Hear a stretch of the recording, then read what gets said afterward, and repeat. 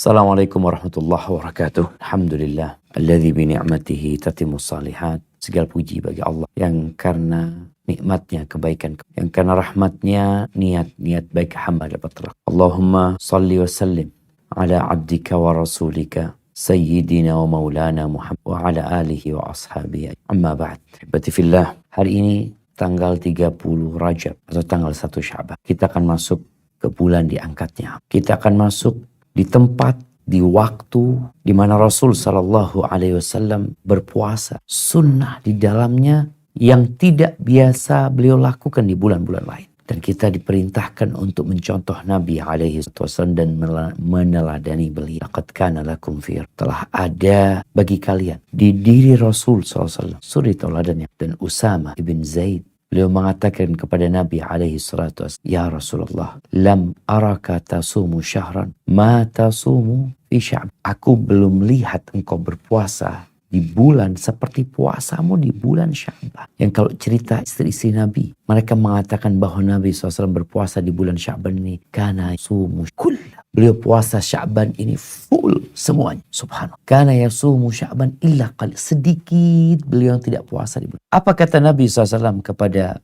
Usama? Dzaka syahrun yaghfalu anhunna. Bulan Sya'ban itu bulan yang dilalaikan oleh manusia. Baina Rajab wa Ramadan. Yang posisinya terjepit antara bulan Rajab, yang semua tahu dengan keutamaan bulan Rajab. Sejak sebelum diutusnya Rasul Sallallahu Alaihi Wasallam, orang-orang itu sudah tahu keutamaan bulan Rajab. Itu bulan haram. Dan bulan Ramadan yang semua orang juga tahu itu bulan puasa. Sehingga bulan Sya'ban ini dianggap oleh sebagian orang mungkin bulan untuk istirahat, bulan untuk santai. Pada Rasulullah SAW, turfa'u fihil a'mal ila rabbil alamin.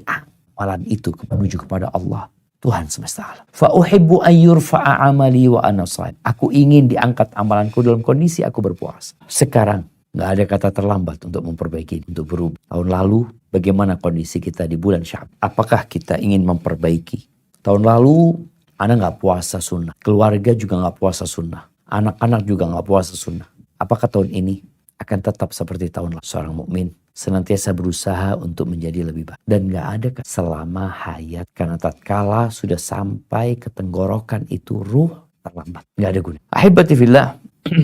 Berapa kali engkau berusaha untuk memperbaiki diri menjadi lebih baik. Dalam pekerjaan sudah bekerja. Dalam studimu yang sedang belajar. Dalam hubungan sosialmu.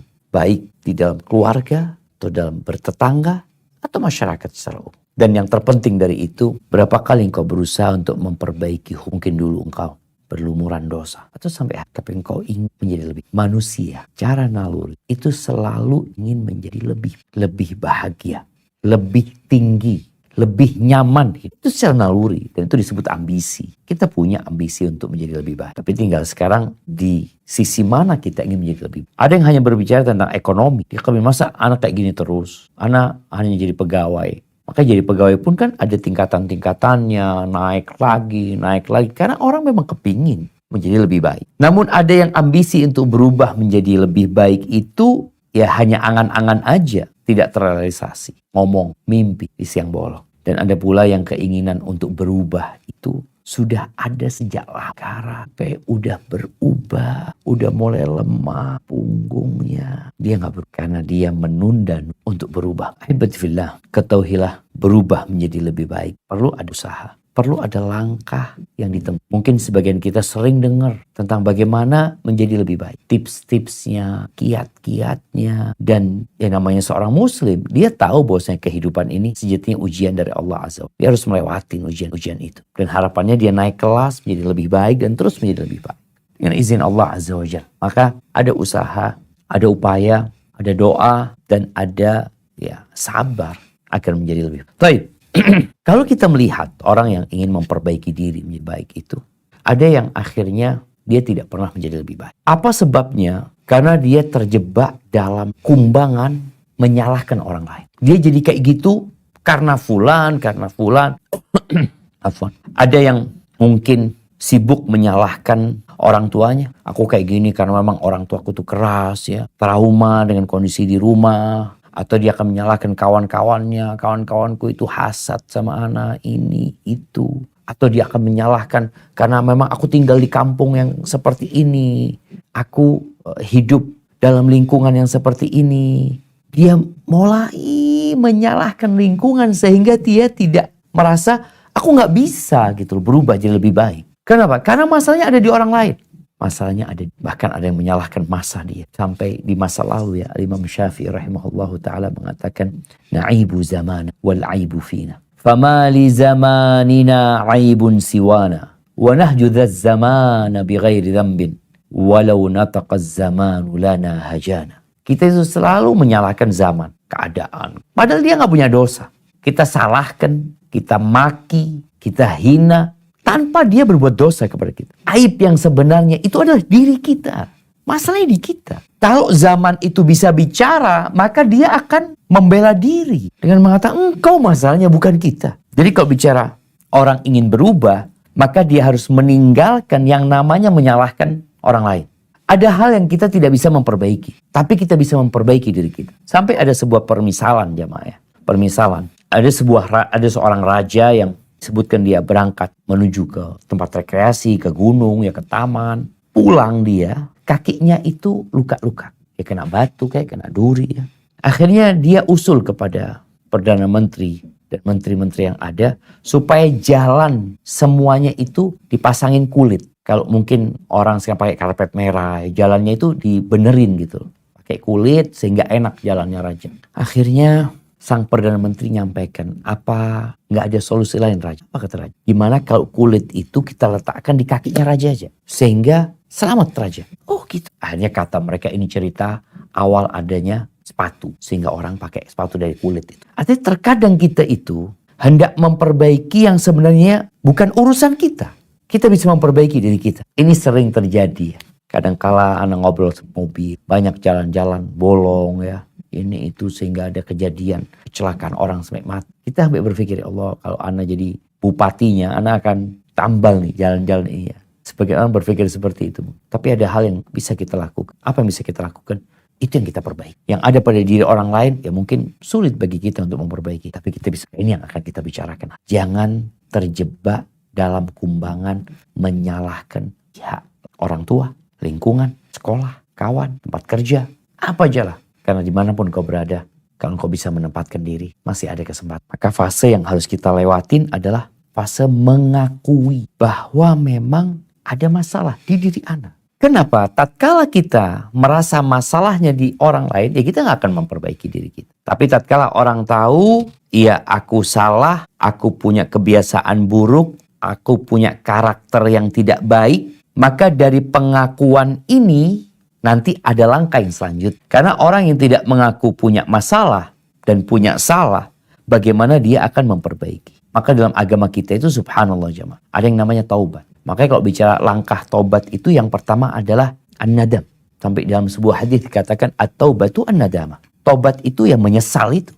Menyesal karena mengakui dia melakukan sebuah dosa. Ketika datang seorang wanita kepada Nabi alaihi salatu wassalam, dia mengatakan, ya Rasulullah, inni ubla minaz zina fatahhir. Nih pengakuan. Dia datang kepada Nabi SAW. Aku ini hamil dari hasil zina. Sucikan aku. Dan ingat gak ada kata terlambat. Oke dia sudah hamil. Masih ada pintu tobat. Malam yughar. Selama ruh belum sampai ke tenggorokan. Itu masih ada waktu untuk memperbaiki diri. Dan orang yang bertobat itu seperti orang yang gak punya dosa. Setelah dia bertobat. Kemudian dia meninggalkan perbuatan itu. Dan bertekad untuk tidak mengulangi. Artinya dia ingin berubah.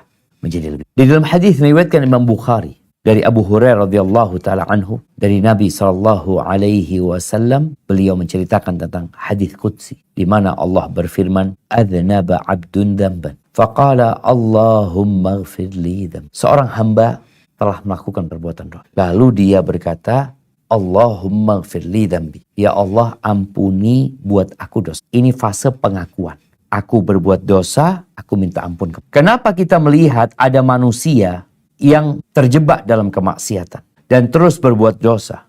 Dikasih tahu nggak mau tahu karena dia tidak mengakui dia berbuat dosa. Ya bagaimana dia akan bertobat? Maka perlu adanya pengakuan. Ini orang mengatakan kepada Allah, Allahumma ighfir li dzambi. Allah ampuni buat aku. Apa kata Allah Azza wa Jalla? Adznaba 'abdi dzamban. Hambaku terjebak dalam dosa. Fa'alima anna lahu rabban yaghfiru dzamba wa ya'khudhu bidzambi. Dia mengetahui, dia meyakini bahwa dia memiliki Tuhan yang mengampuni dosa dan juga memberikan hukuman. Sudah, ini pengakuan dia. Lalu orang ini kembali berbuat. Tsumma 'ada fa'adna. Faqala ay rabbi ighfirli dzam. Ketika dia terjebak dalam perbuatan dosa, langsung dia berdoa mengatakan, wahai Rabbku, ampuni buat aku dosaku. Mengakui lagi dia, berbuat dosa lagi. Dia tidak mencari pembenaran, dia tidak menipu, membohongi, dia mengakui dosa. Faqala tabaraka wa ta'ala, abdi adznaba dzamban. Hambaku terjebak dalam dosa. Fa'alima anna lahu rabban yaghfiru dzamba wa ya'khudhu bihi. Dia tahu dia punya Tuhan yang mengampuni dosa dan memberikan hukuman. Tsumma 'ada fa'athna. Dia kembali lagi berbuat dosa. Lalu kembali dia mengakui, mengatakan, ay rabbi ighfirli dzambi. Wahai Rabbku, ampuni buat aku dosa-dosaku. Ini pengakuan dia yang ketiga. Lalu Allah mengatakan, adznaba abdi dzam. Telah berbuat dosa hambaku dan dia tahu dia punya Tuhan yang memberikan hukuman atas perbuatan dosa atau mengampuni dosa tersebut. Lalu Allah mengatakan, i'mal ma syi'ta faqad ghafartu. Rawahul Bukhari. Silahkan kau beramal semaumu, aku sudah ampuni dosa. Artinya tatkala dia berbuat dosa lalu dia bertobat kembali kepada Allah, Allah akan ampuni. Maka ini langkah awal untuk memperbaiki. Ngaku kalau punya salah. Ngaku kalau dia kasar sama istrinya. Ngaku kalau suka memaki. Ngaku kalau dia temperamen. Ngaku kalau dia itu males. Pengakuan ini menjadi motivasi buat dia, aku akan memperbaiki gitu. Ini salah semua yang aku lakukan.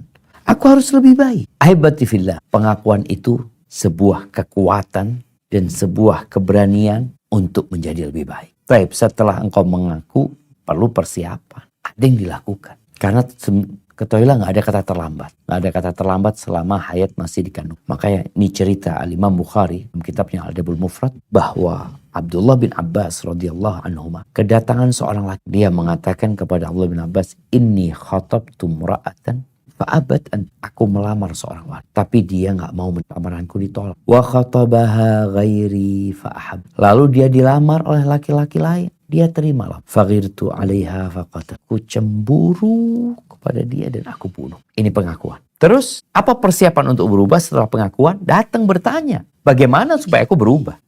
Maka kita disuruh belajar agar kita bisa berubah jadi lebih baik. Maka dia mengatakan kepada Abdullah bin Abbas, fahalli min taubah. Ini pertanyaan. Apakah ada taubat buat aku? Apa kata Abdullah bin Abbas radhiyallahu anhuma? Ummuka hayyah, ibumu masih hidup. Karena ibu jauh mati. Maka Abdullah bin Abbas mengatakan, tub ilallahi wa taqarrab ilaihi mastata'ta. Bertobatlah engkau kepada Allah dan dekatkan dirimu kepada Allah dengan amal soleh. Mampu. Ini dosa besar dia. Membunuh. Taus kalau nggak salah. Perawi hadis ini bertanya kepada Abdullah bin Abbas, lima sa'altahu an hayati ummi. Iya, ana lupa yang bertanya ini dalam riwayat ini, tapi yang jelas muridnya Abdullah bin Abbas. Kenapa engkau tanya tentang ibunya? Kata Abdullah bin Abbas, inni la a'lamu amalan aqrab ilallahi azza wa jalla min birril walidah. Aku nggak tahu sebuah amalan yang lebih mendekatkan hamba kepada Allah daripada berbakti kepada. Maka ditanya tentang hidup atau. Jadi perlu adanya persiapan dengan cara bertanya, menuntut ilmu, datang ke ustadz. Serius lah kok kalau memang mau berubah. Cerita yang membunuh 99 orang. Itu cerita yang terus terulang ya. Karena memang untuk mengingatkan nggak ada kata terlambat dalam berubah. Jadi lebih baik. Itu orang membunuh 99 orang. Dia ngaku. Maka dia tanya kepada masyarakat agar ditunjukin kepada orang yang alim. Ternyata dikasih tahu orang yang ahli ibadah. Tanyalah kepada orang yang ahli ibadah. Dia mengakui. Aku nih sudah membunuh 99 orang. Li min taubah. Apakah ada tobat buat aku? Ini orang ahli ibadah. Gak kebayang nih orang udah bunuh 99 orang mau tobat. Kata dia nggak ada tobat buat engkau. Kalau nggak ada tobat ya gimana mau berubah jadi lebih baik? Dia tambah buruk nih orang ahli ibadah dia bunuh. Jadi 100 orang yang dia bunuh. Lalu dia bertanya kepada masyarakat, kepada orang-orang tentang orang yang dapat memberikan solusi buat dia. Maka ditunjukkan kepada orang yang alim. Disitulah terjadi dialog. Dia mengatakan aku sudah membunuh 100 orang. Mungkin aku bertobat. Maka kata orang alim, apa yang menghalangimu dari berubah? Jadi pintu tobat terbuka. Namun yang jadi masalah, engkau tinggal di kampung yang buruk. Ini. Pentingnya kita konsultasi, tanya sama ustadz, agar dia memberikan gambaran tentang apa yang terjadi sama anak. Nih orang bunuh lagi. Oke, dia mengakuin, bunuh lagi, bunuh. So, terus dia bunuh sampai 90 orang, 91 orang, 92 sampai 99 plus 100 akhirnya yang dia bunuh. Berarti engkau tinggal di tempat yang gak baik. Orang yang baik itu, atau dia kalau tinggal di kampung yang baik, paling tidak akan ditahan sama orang-orang di sana. Artinya dihalangin dari berbuat kemungkaran. Tapi ternyata enggak. Setelah dia pindah, ini persiapan. Bertanya, kemudian ya diamalkan. Fase yang selanjutnya setelah engkau tahu, engkau ngakuin, lalu engkau melangkah untuk memperbaiki dengan bertanya, dengan mencari tahu tentang apa yang harusnya engkau lakukan. Setelah itu amalkan. Maka itu orang yang bunuh 100 orang disuruh hijrah. Tinggalkan kampungmu, engkau pindah ke kampung fulan. Beribadah kepada Allah dengan orang-orang. Tidak mengatakan nanti, besok, lusa. Bayangin ya, orang itu kalau nunggu besok mati di tempat itu dia. Tapi dia dikasih tahu, dia langsung amalkan. Dan ini yang harus dilakukan seorang muslim. Idza asbahta fala tantadhil masa, kata Abdullah bin Umar ya. Kalau engkau sedang di pagi hari, jangan nunggu sore. Wa idza amsayta fala tantadhir sabah. Kalau engkau sedang di sore hari, oh besok jangan. Ini orang enggak nunda aja. Memang dikatakan enggak ada kata terlambat. Dia berangkat langsung. Dikasih nasihat, engkau tinggalkan kampungmu, berangkat ke kampung pula. Berangkat di tengah jalan. Singkat cerita, orang itu dimasukkan ke surga. Artinya selama hayat masih di kandung badan, kau segera berubah untuk menjadi lebih. Kemudian setelah itu apa yang harus dilakukan? Setelah mengamalkan, ya berdoa mohon sama Allah Azza wa Jalla. Jadi kalau engkau ingin jadi orang yang ahli ibadah, yang bertakwa, orang soleh yang memperbaiki, dan engkau sedang beramal dengan riba, engkau punya muamalat riba, tinggalkan riba. Kalau ternyata engkau mendolimin istrimu di rumah, tinggalkan hal itu. Mungkin engkau mendolimi pekerja-pekerjamu di tempat kerja, engkau tinggalkan hal itu. Kalau engkau ingin menjadi bapak, suami yang baik, ya udah. Bagaimana engkau mau menjadi bapak yang baik, sedang engkau jarang kumpul sama anakmu, engkau jarang ngobrol sama mereka, menjadi suami yang soleh, sedang engkau tidak menghargai dan menghormati istrimu. Jadi perlu adanya usaha. Tadi persiapan, dipraktekin, dan sesuai dengan kadar kesungguhanmu. Seperti itu pula yang engkau akan dapatkan dalam memperbaiki diri. Seperti orang mengasah pisau. Engkau asah sekali, cuma sekali udah segitu. Engkau asah 2 kali, akan lebih tajam. 3 kali, sesuai usaha. Ahibati fillah, Allah berfirman di surah Al-Ankabut ayat 69. Apa kata Allah Azza wa Jalla? Walladzi jahadu fina lanahdiyannahum subulana. Wa innallaha lama'al muhsinin. Dan orang-orang yang berjihad untuk mencari keridhaan kami, kami akan tunjukkan kepada mereka jalan-jalan kami. Dan sungguh Allah beserta orang-orang yang berbuat baik. Itu syaratnya. Ada kesungguhan. Ada jihad yang maknanya badlul wus wal jihad. Di mana seorang berusaha untuk mengeluarkan energinya, memaksa dirinya. Allah akan tunjukkan jalan-jalannya. Dan semua bisa dirubah. Orang yang gak sholat bisa sholat. Orang yang kafir bisa muslim. Orang yang jahat bisa jadi orang baik. Asalkan engkau benar-benar sungguh-sungguh. Dan Allah telah menyebutkan sebuah kaidah dan sunnatullah dalam hal ini. Di mana orang itu kalau ingin berubah menjadi lebih baik, ya dia yang harus berubah. Ada usaha dari dia, bukan dari orang lain. Bukan dari orang tuanya. Dari dirimu sendiri. Apa kata Allah Azza wa Jalla di surat Ar-Ra'd ayat 11? Nah, tafadhali. Surat Ar-Ra'd ayat 11. Lahu mu'aqibatun min ayat 11. Ya. Lahu mu'aqibatun min baini yadayhi wa min khalfihi yahfazunahu min amrillah. Innallaha la yughayyiru ma biqaumin hatta yughayyiru ma bi anfusihim. Wa idza aradallahu biqaumin su'an fala maraddalah wa ma lahum min dunihi min wal.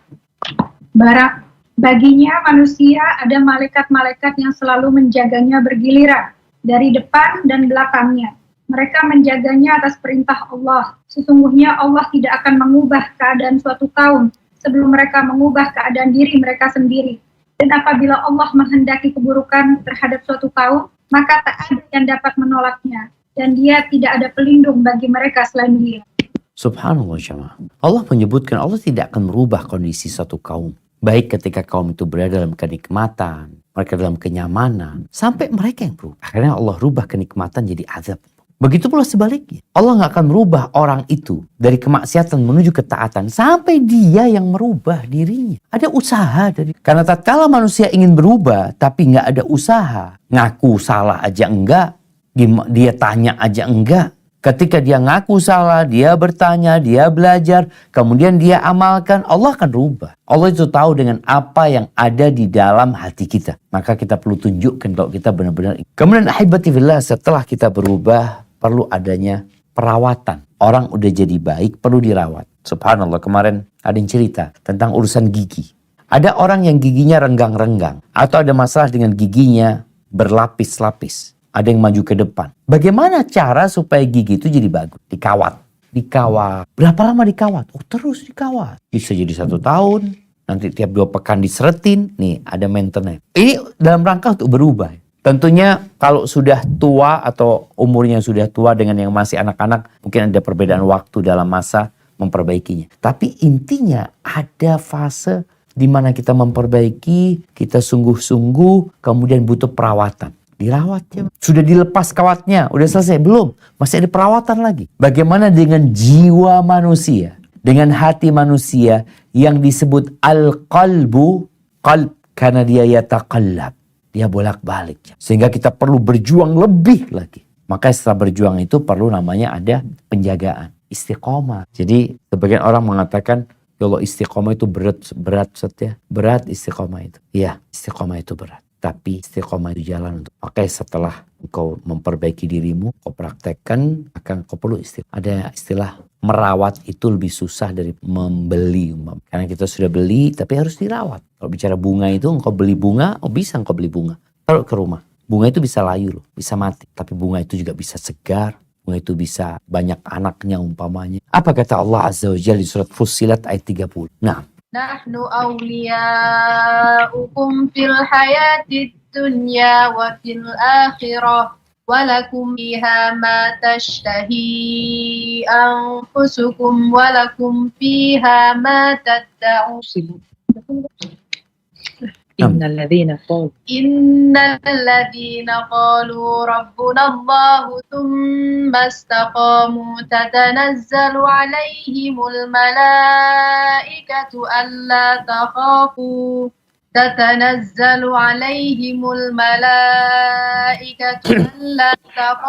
wa la tahzanu wa abshiru bil jannati allati kuntum tu'adun. Sesungguhnya orang-orang yang berkata, Tuhan kami adalah Allah, kemudian mereka meneguhkan pendirian mereka, maka malaikat-malaikat akan turun kepada mereka dengan berkata, janganlah kamu merasa takut, dan janganlah kamu bersedih hati, dan bergembiralah kamu dengan memperoleh surga yang telah dijanjikan kepadamu. Barakallahu fikum. Ini jemaah, berkata Rabbuna Allah, iman. Tsumma istaqamu, kemudian istiqamah. Bukan hanya ngomong doang kami beriman. Tapi dari prakteknya, kita lihat sholatnya bolong-bolong. Mana istiqamah? Kadang-kala sholat sehari, kadang-kala sehari nggak sholat. Perlu adanya istiqamah. Kalau engkau ingin berubah. Karena sekali lagi, inna nafsal ammaratu. Jiwa manusia itu benar-benar memerintahkan kepada keburu. Tapi tatkala kita istiqamah, malaikat nih, Masya Allah. Bagaimana mereka akan menguatkan keimanan. Jadi dia mudah-mudahan mati husnul khatimah. Di hadis Aisyah radhiyallahu taala anha, Nabi alaihissalatu wasallam mengatakan saddidu wa qaribu. Kalian usahakan menepati sasaran. Wa qaribu, dan mendekati.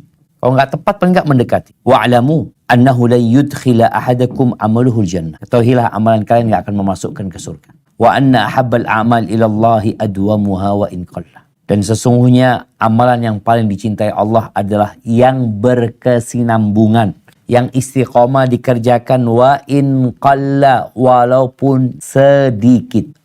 Maka sekarang yang ingin berubah, tolong perubahan itu dijaga menjadi lebih baik.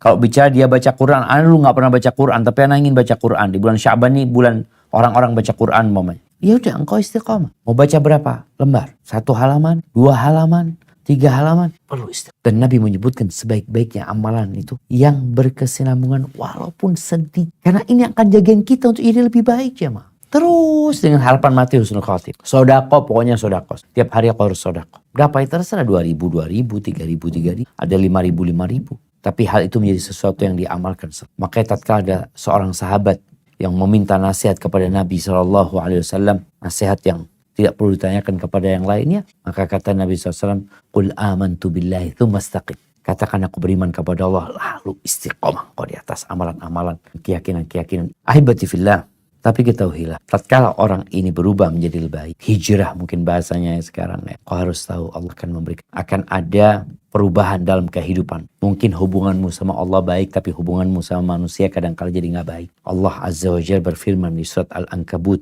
ayat 2 dan 3. Apa kata Allah Azza wa Jalla? Ahasiban nasu an yutraku an yaqulu amanna wa hum la yuftanun. وَلَقَدْ فَتَنَّا الَّذِينَ مِنْ قَبْلِهِمْ فَلَيَعْلَمَنَّ اللَّهُ الَّذِينَ صَدَقُوا وَلَيَعْلَمَنَّ الْكَاذِبِينَ. Apakah manusia mengira bahwa mereka akan dibiarkan hanya dengan berkata, kami telah beriman, sedangkan mereka tidak diuji? Sungguh kami benar-benar telah menguji orang-orang sebelum mereka.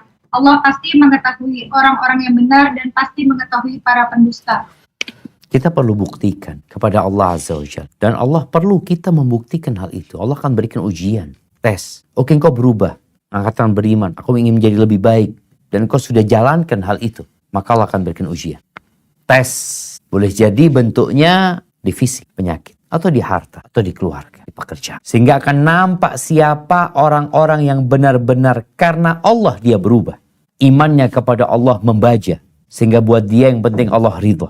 Insya Allah dia selamat. Tapi kalau tidak, ya Allah sebutkan. Kami telah memberikan fitnah, ujian kepada orang-orang sebelum mereka. Sehingga nampak mana yang benar keimanannya dan mana yang pura-pura selama ini. Dan yang terakhir jemaah, bicara tidak ada kata terlambat untuk memperbaiki diri. Tapi ingat, jangan menunda-nunda untuk memperbaiki. Karena yang dikhawatirkan tatkala orang menunda-nunda untuk memperbaiki diri. Karena secara fitrah, kita sudah sebutkan di awal tadi, manusia semua ingin berubah. Nggak ada yang ingin terus melakukan itu. Dia tahu dosa yang dia kerjakan, dia tahu susah yang dia lakukan, dia kepingin jadi lebih baik, lebih nyaman. Itu fitrah manusia. Tapi ada yang nunda-nunda sehingga yang terjadi seperti yang Allah sebutkan di surat Al-Hadid ayat 16. Apa kata Allah Azza wa Jalla? Nah, silakan dibaca. Ayat 16 ya. Alam ya'ladzina amanu an takhsha'a qulubuhum li dzikrillah. Alam ya'ni lilladzina amanu an takhsha'a qulubuhum li dzikrillahi wa ma nazzala minal haqqi Alam ya'ni lilladzina amanu an takhsha'a qulubuhum wa ma nazzala minal haqqi wa la yakunu kalladzina utul kitaba min qablu faqala alaihimul amadu faqasat qulubuhum wa katsirun minhum fasiqun. Belum tibakah waktunya bagi orang-orang yang beriman untuk secara khusyuk mengingat Allah dan mematuhi kebenaran yang telah diwahyukan kepada mereka. Dan janganlah mereka berlaku seperti orang-orang yang telah menerima kitab, kemudian mereka melalui masa yang panjang sehingga hati mereka menjadi keras dan banyak di antara mereka menjadi orang-orang fasik. Allahu Akbar. Ini akibat menunda-nunda. Apa belum tiba saat? Kapan kau mau berubah? Kapan? Nunggu umur berapa? Sedangkan kita tidak pernah tahu waktu yang tersisa buat kita berapa. Oke, kalau memang engkau umurnya panjang. Aku sudah ngomong waktu SMA aku akan tobat ketika umur 40. Dan kau sampai umur 40. Apakah engkau berubah menjadi lebih baik? Belum tentu. Boleh jadi yang terjadi seperti yang Allah sebutkan di surat Al-Hadid ini. Faqasat qulubuhum. Hati mereka menjadi keras, jemaah. Mau dikasih nasihat gak dengar, mau diajak kajian gak mau. Keras hati mereka. Dan kebanyakan mereka menjadi orang-orang fasik sudah. Jadi menunda-nunda ini termasuk bisikan iblis. Jadi kita katakan nggak ada kata terlambat, betul. Kapan kau hendak bertobat, waktu itu segera. Allah mengatakan fastabiqul khairat, berlomba-lomba dalam kebaikan. Wasari'u ila maghfirati min rabbikum, bersegeralah menuju kepada ampunan dari Rabb kalian. Wa jannatin, dan surga Allah yang luasnya seluas langit dan bumi disediakan buat orang-orang yang bertakwa. Maka dalam proses kita memperbaiki diri, jangan pernah lupa untuk berdoa, memohon kepada Allah Azza wa Jalla. Allahumma a'inni ala dzikrika wa syukrika wa husni. Dan insya Allah engkau menjadi. Barakallahu fikum. Mungkin itu yang bisa kita kaji pada kesempatan kali ini. Semoga ia memotivasi kita untuk menjadi lebih baik. dan tidak menunda-nunda menjadi lebih. Anda kembalikan ke moderator, jazakillah. Assalamualaikum warahmatullahi wabarakatuh, Ustadz. Waalaikumsalam warahmatullahi wabarakatuh. Naam, tafadhali. Ini pertanyaan dari Canberra, Ustadz. Pertanyaannya, bagaimanakah cara menghilangkan rasa bersalah karena merasa belum maksimal dalam mendidik anak? Kita selalu berusaha memberikan yang terbaik dengan memberikan hak-hak mereka dalam hal dunia juga pendidikan agama, namun kita tetap masih merasa kurang. Kita takut itu akan mempengaruhi masa depan mereka, takut mereka tidak bisa mandiri dan tersesat di masa depan. Mohon pencerahannya, Ustadz. Jazakallahu khairan. Masya Allah, barakallahu fiik. Nah, yang pertama bagi para orang tua, Allah Azza wa Jalla mengatakan, ya ayyuhalladzina amanu qu anfusakum wa ahli. Wahai orang-orang beriman, jagalah diri kalian dan keluarga kalian dari api. Kita diperintahkan. Nabi SAW mengatakan, kullukum ra'in wa kullukum mas'ulun an ra'iyat. Setiap kalian adalah pemimpin dan setiap kalian akan dimintain pertanggungjawaban atas apa yang diapin. Berkaitan dengan orang tua, bagaimana menghilangkan perasaan bersalah? Itu pertanyaan. Yang pertama, masa depan anak-anak kita. Bagaimana kondisi ekonomi mereka? Bagaimana kondisi iman mereka? Bagaimana kondisi sosial mereka? Tidak sedikit anak-anak yang berada di penjara. Maka dilihat orang tua, kalau memang itu bentuk, itu gara-gara orang tua yang tidak bertanggung jawab, yang kau hendaklah memperbaiki diri. Dan mungkin saja itu terjadi. Dan dalam hal ini, kalau bicara tadi sudah maksimal, ya sudah selesai. Tapi nanti pada hari kiamat akan ditampakkan apakah kita sudah maksimal atau kita pura-pura maksimal. Allah mengatakan, fattaqullaha mastata'tum. Bertakwalah kepada Allah sesuai dengan kemampuan. Barakallahu fikum. Nah. Assalamualaikum Ustaz, pertanyaan dari Perth. Waalaikumsalam warahmatullahi wabarakatuh. Naam, tafadhali. Assalamualaikum warahmatullahi wabarakatuh Ustaz. Pertanyaannya mungkin agak sedikit menyimpang dari topik ya. Bolehkah kita membadalkan keluarga yang masih hidup dengan alasan beliau ini sakit? Gimana? Membadalkan untuk umroh. Badal umroh keluarga yang masih hidup Ustaz. Iya, dengan alasan? Beliau sakit. Iya. Barakallahu fikum. Ya, berkaitan dengan ibadah umrah dan haji ini, nggak ada kata terlambat. Walaupun banyak yang menunda-nunda ibadah sampai akhirnya sakit, nggak mampu. Akan dihisap. Kenapa dulu ketika dia sehat nggak berangkat? Kenapa tatkala dia kaya dia nggak berangkat? Dia berangkat ke tempat yang jauh, dia mengeluarkan biaya yang cukup banyak, tapi berangkat ke rumah Allah nggak juga. Boleh jadi ada banyak sebabnya. Sekarang bagaimana membadalkan dia? Bicara badal umroh atau badal haji, ini permasalahan yang memang ada khilaf di antara para ulama. Ada yang berpendapat bahwasanya kita boleh membadalkan kalau memang kondisi orang itu yang kepingin umroh, cuma nggak sempat umroh, mati umpamanya. Atau dikatakan tadi orang itu punya biaya mau berangkat umroh, tapi fisiknya nggak mampu, sakit, diberangkat, nggak ada masalah. Tapi ingat, buat orang-orang yang sehat segera berangkat sebelum kosong. Jadi masalah memang ada khilaf di antara para ulama, cuma pendapat yang lebih kuat insya Allah. Diperbolehkan kita membadalkan orang yang sakit tapi secara finansial dia mampu sebenarnya. Karena kita tahu ibadah umroh dan haji ini bagi yang mampu. Yang tidak mampu nggak usah kita repot-repot menghajikan dan mengumrahkan dia. Karena memang dia nggak wajib gitu. Seperti ini. Wallahu a'lam bishawab. Barakallahu fikum Ustadz. Pertanyaan dari Brisbane. Nah. Tadi Ustadz sebutkan bahwa ketika ada orang yang mengaku membunuh wanita tersebut, tidak ditegakkan kisos, melainkan malah ditanya apakah ibunya masih hidup. Apakah jika seseorang yang bersalah dan sudah bertobat atau mengaku, berarti kewajiban kisosnya tidak berlaku? Jazakumullah khairan Ustaz. Masya Allah. Nah, iya. Di cerita itu tidak ceritakan hukum kisos. Karena boleh jadi pihak keluarganya memaafkan.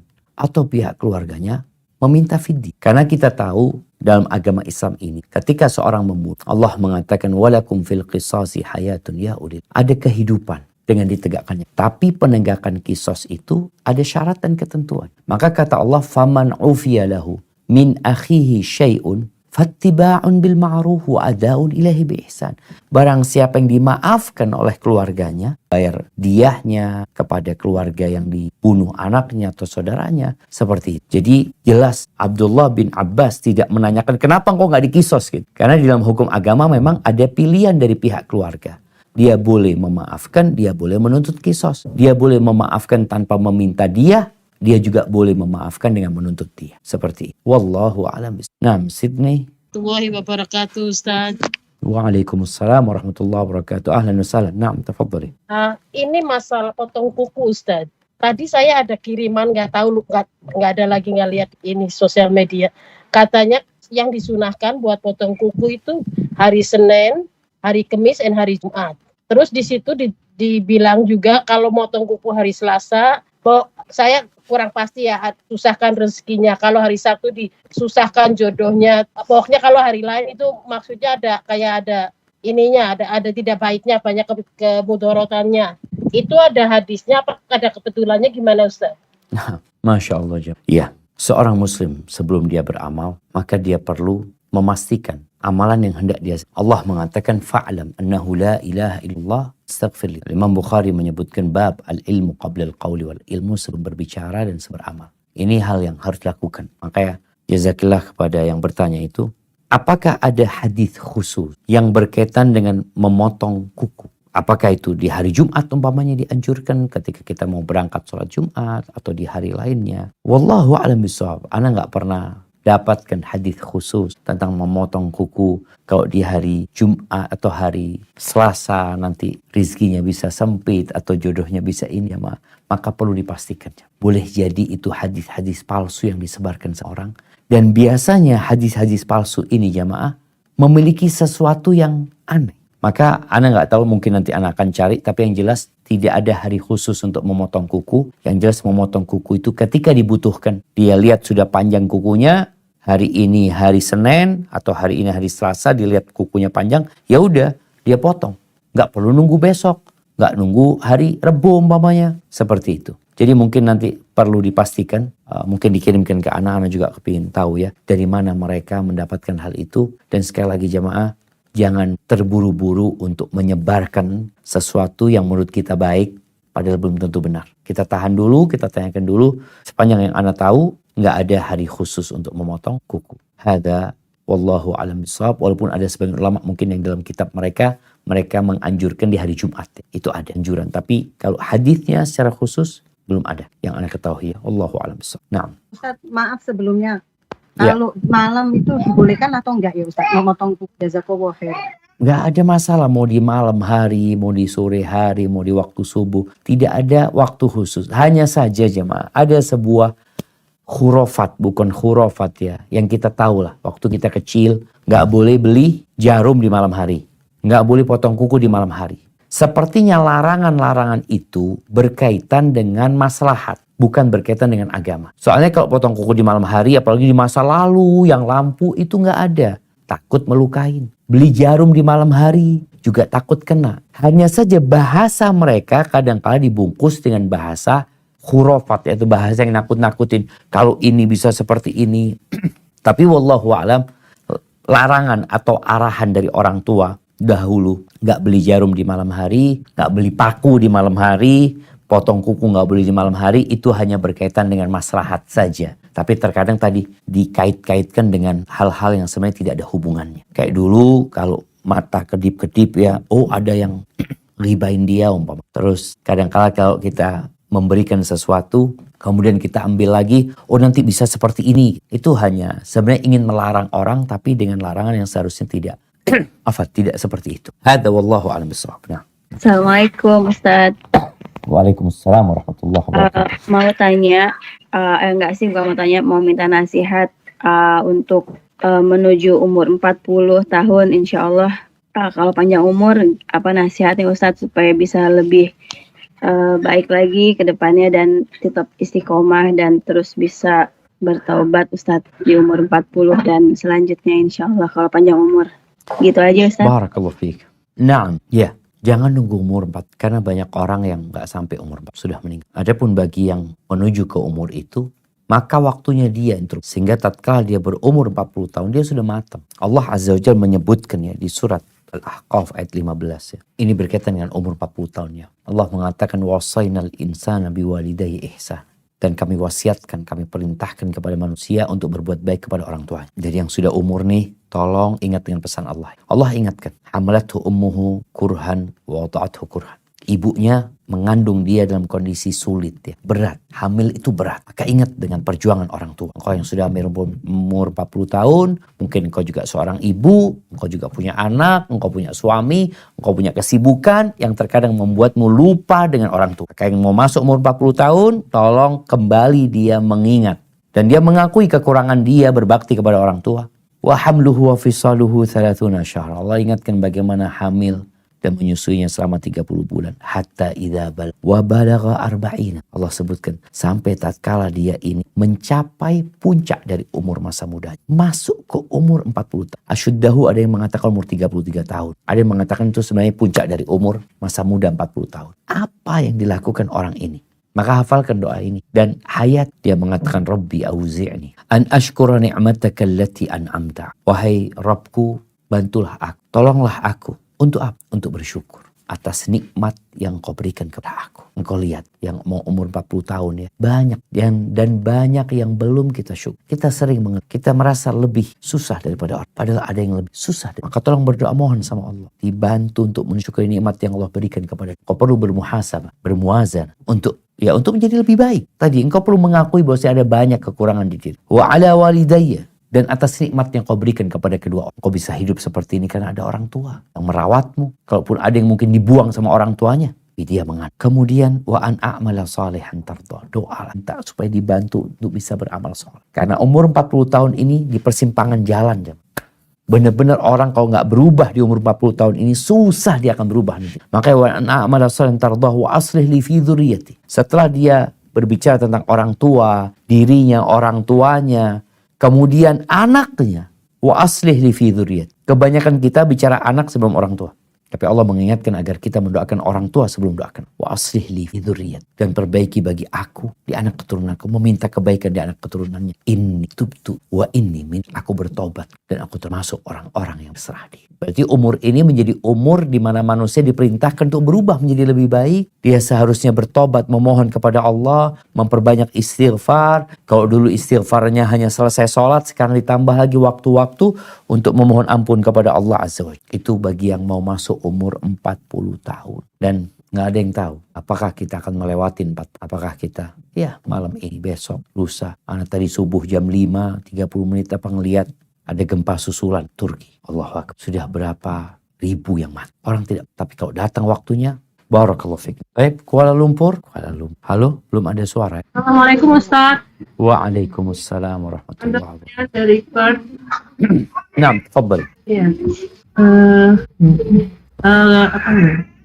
Bagaimana kalau kita sudah terlanjur pernah berkata jelek, supaya kita nggak terkena hal jelek itu di kemudian hari, Ustaz. Karena ada hadis perkataan dari Ibnu Jauzi rahimahullah, termasuk orang yang harus diwaspadai adalah orang yang bijak terkena hukuman sesuai perbuatan yang diucapkannya. Ibnu Sirin pernah berkata, saya pernah merendahkan seseorang dengan berkata, hai bangkrut. Maka saya pun mengalami kebangkrutan setelah 40 tahun dari sejak peristiwa itu.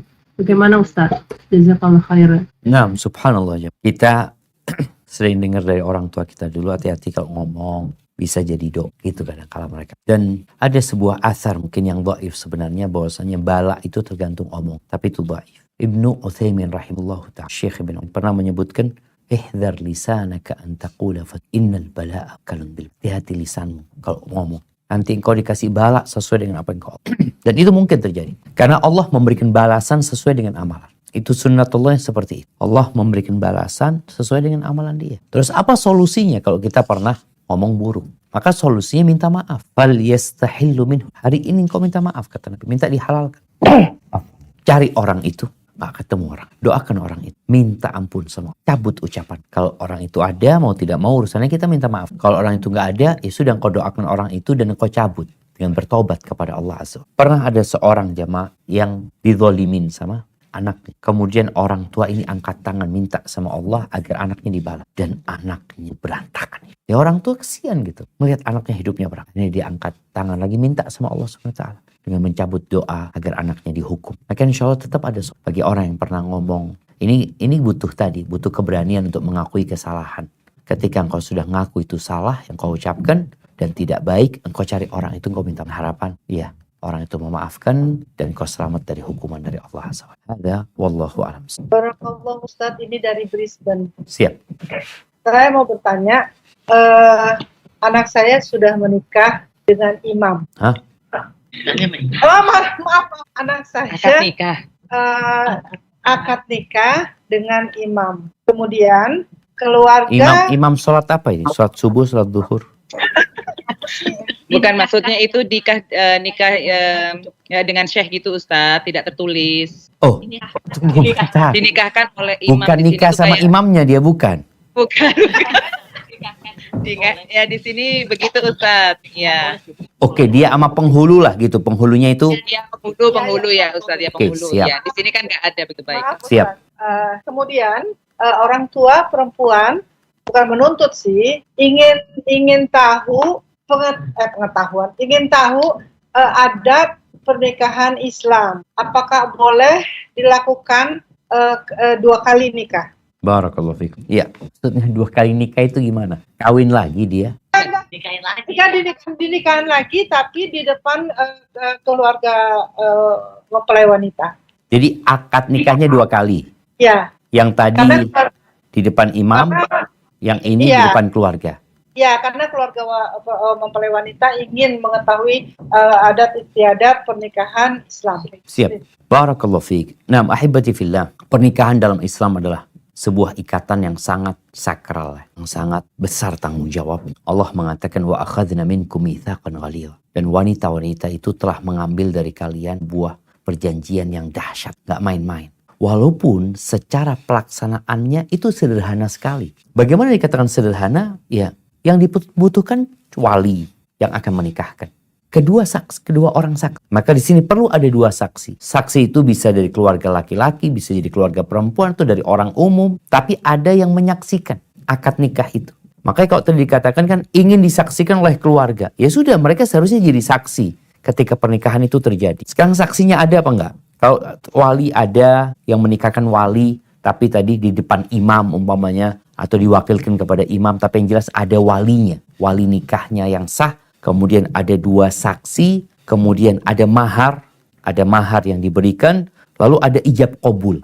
Tentunya ada mempelai laki-laki, mempelai perempuan. Selesai sudah.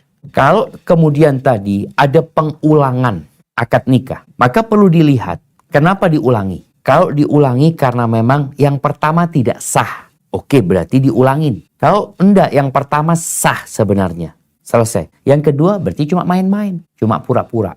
Karena apa? Karena akad nikah sudah selesai. Seperti itu. Maka kesederhanaan dalam pernikahan ini yang perlu kita jaga jamaah. Karena Anda melihat orang sekarang menikah harus dengan walimah, tanda kutip yang besar-besaran. Padahal itu nggak masuk dalam akad nikah. Tidak masuk dalam syarat pernikahan.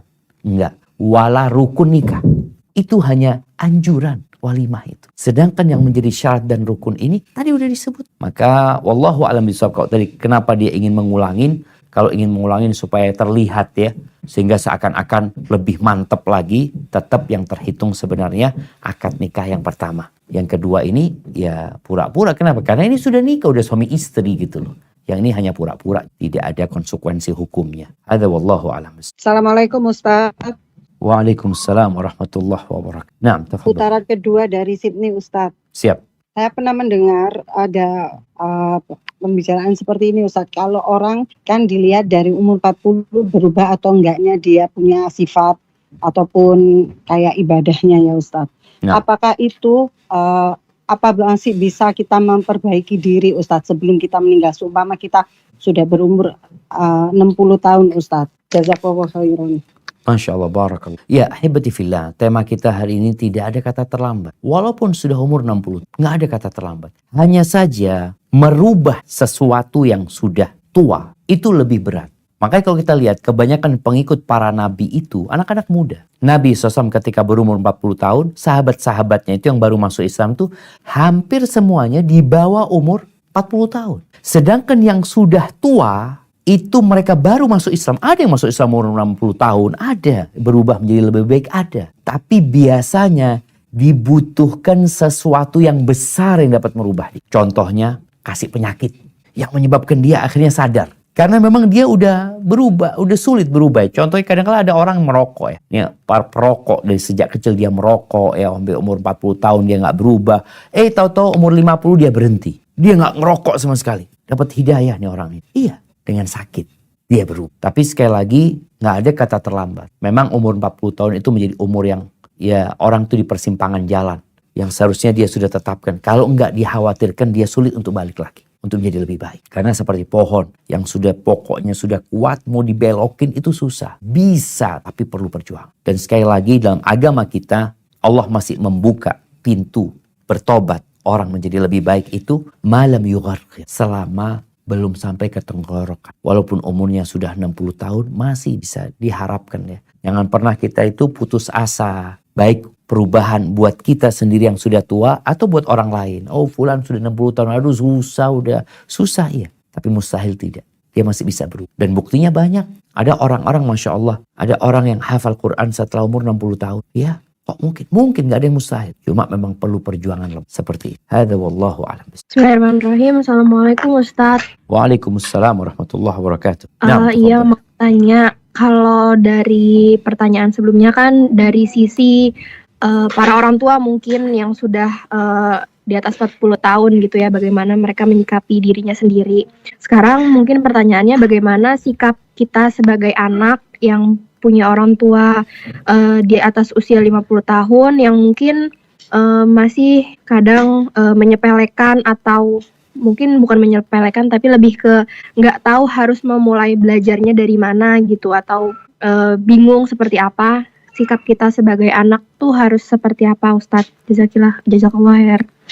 Masya Allah, barakallah fiik. Nah, mahibati fillah, menjadi sebuah kebahagiaan tersendiri ketika anak mendapatkan orang tuanya mau berubah di saat mereka sudah tua. Dan itu sebuah anugerah Allah Azza. Karena memang yahdillah man yasha wa yudhillu man yasha. Apa sikap anak? Ya sikap anak-anak yang harus belajar bagaimana membimbing orang tua. Tatkala orang tuanya sudah mau berhijrah, mau bertobat, lebih baik lagi. Maka semua dimulai dari keimanan. Bagaimana memperbaiki keimanan, contohnya mungkin bagaimana mengajak orang tua untuk mempelajari tentang makna kalimat tauhid, ya asyhadu an la ilaha illallah, dan makna kalimat syahadatain. Kemudian setelah itu mungkin bicara tentang sholatnya bagaimana, karena itu rukun Islam yang kedua. Bagaimana memperbaiki sholatnya orang tua menjadi lebih baik, karena ada orang yang sholat sama 60 tahun, sholatnya satu pun. Jadi kita memperbaiki hal itu. Lalu bagaimana puasanya, kita mau masuk bulan Ramadan, contohnya bagaimana puasa orang tua kita atau puasa kita dan orang tua itu diterima sama Allah Azza wa Jalla. Karena juga ada orang yang puasa nggak dapat kecuali lapar dan itu terjadi. Maka kita bagaimana menghindari hal itu. Nanti bicara zakat, orang tua kita mungkin punya tanggungan zakat yang belum dikeluarkan. Belajar yang seperti itu. Dan tentunya rukun Islam yang itu haji. Jadi bertahap. Kemudian mungkin juga yang mungkin ringan untuk dipelajari sama orang tua, tafsir. Khususnya tafsir Juz Amma, tafsir Al-Fatihah dan tafsir. Hadza wallahu a'lam. Assalamualaikum. Waalaikumsalam warahmatullahi wabarakatuh. Ustadz, izin bertanya ini, bagaimana cara istiqomah di lingkungan yang lama atau awam yang belum mengaji sunnah sedangkan kita sudah mengenal manhaj salaf agar tidak mudah terpengaruh. Jadi tetapi ada keinginan untuk mewarnai mereka atau mendakwahi mereka, kira-kira itu mulai dari mana? Gitu. Tapi sedangkan kita tuh tidak bisa langsung meninggalkan lingkungan tersebut karena lokasi tempat tinggal atau di sekolah yang sama, dan untuk menghindari teman-teman yang awam itu juga sulit, soalnya kan kalau misalnya kita setiap hari bertemu gitu, cuman ada kekhawatiran kalau diajak ke pemahaman yang lama gitu. Masya Allah. Terima kasih Ustadz. Ya. Barakallah. Nah, mahibati fillah, hidup dan istiqamah di atas agama Allah di tengah-tengah masyarakat yang istiqamah, maka berbeda dengan hidup di masa dengan dan tempat yang penuh dengan fitnah. Makanya kenapa Nabi SAW menyebutkan ya bahwa di belakang kalian ada hari-hari yang penuh kesabaran. Al-qabid ala dini kal-qabid ala jamr. Orang berpegang teguh dengan agamanya seperti memegang bara. Sakit. Terus apa yang harus dilakukan?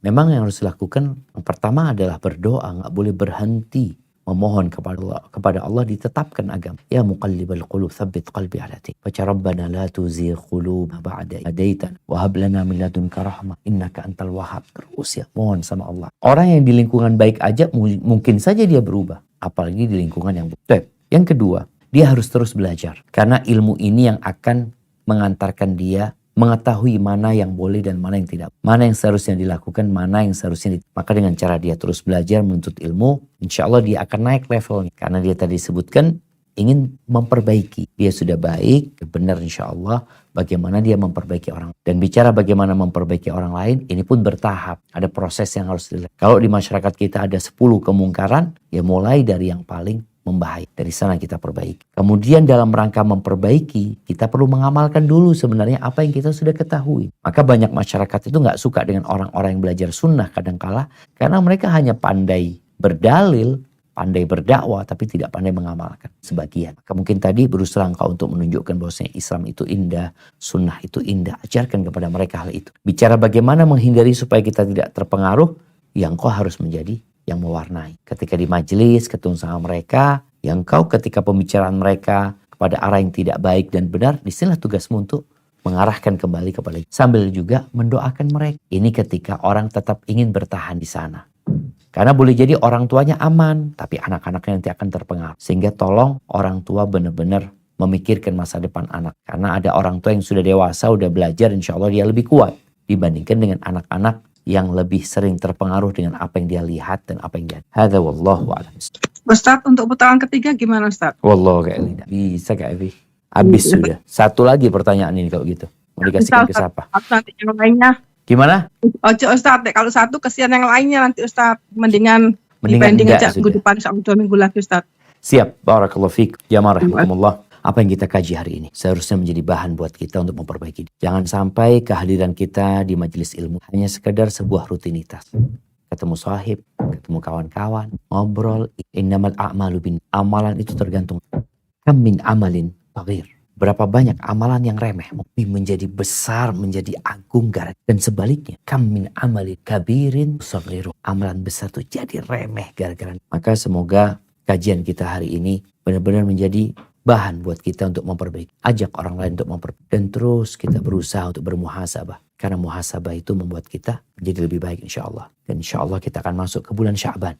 Bulan diangkatnya. Tolong mulai hari ini dini. Bulan Sya'ban ini aku mau puasa berapa hari. Dan yang kedua, bulan Sya'ban ini juga disebut Syahrul Qurra.